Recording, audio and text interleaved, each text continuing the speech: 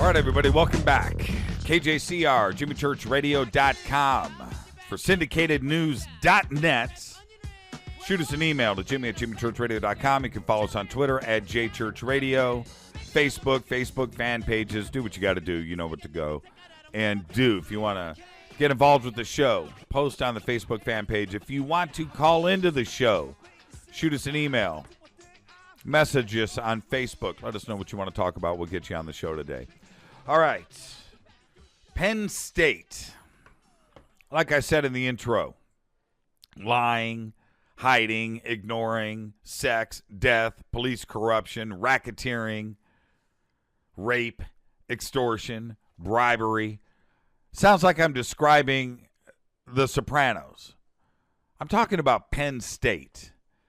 And I was with a friend last night and who was raised in Happy Valley. Moved there in 1968.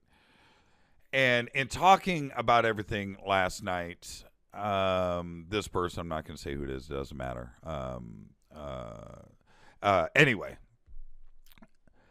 nothing is surprising anybody right now. It is getting crazier and crazier. And every single day I do this show, and I use those words. It's getting crazier and crazier.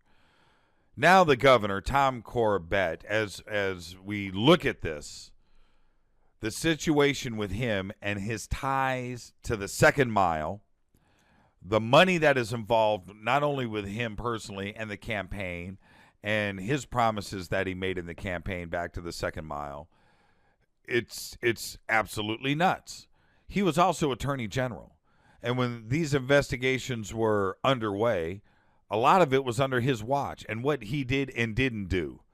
And the board of directors at the second mile and how they are involved now with this, it just appears to me to be corruption and conspiracy. When you look at the board of directors at the second mile and you start to see the spider web that is spun clearly across the state and the money that is changing hands, not only between the second mile and the governor's campaign in 2009 and 2010 to get reelected. Not only that, but the money between Penn State and the second mile. It starts to become clearer and clearer how everything is stacked on one side of the fence. There is nothing vindicating or clearing anybody on the other side of the fence. There's nothing that anybody can say where it was correct or they did the right thing or the right thing was done. They followed through. Everything is on the other side of the fence. There is nothing that anybody can say that they did the right thing, that the right thing was done, and that these children were looked after, and the children's safety was their main concern. The main concern for everybody involved right now was money.